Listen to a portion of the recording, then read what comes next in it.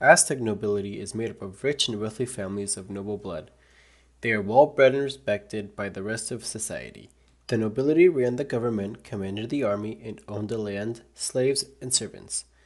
The nobles' power and wealth relied on control of land, labor, and tribute.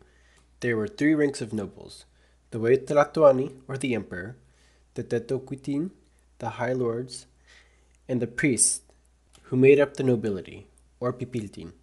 The Tlatoani was the Aztec ruler of Tenochtitlan and was also a member of the Triple Alliance, along with the cities of Tlacopan and Texcoco.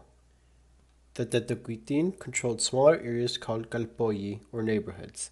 Priests came from both noble and peasant backgrounds, but only the men of noble birth could become the high priest. All of those who were descendants of a king would be considered a piyi, or child. This right would be transmitted through both mother and father, although a piyi would only need one parent to be of noble blood. The nobles enjoyed a great wealth and had many privileges, which were firmly stated by the law. For starters, the pipiltin, plural of piyi, could be polygamous simply because they could afford it. Another right nobles had was to receive tribute from commoners in the form of services, food, and labor. This facilitated the building and maintenance of public places in the city, such as temples. Also, nobles' children had the right to enter higher education.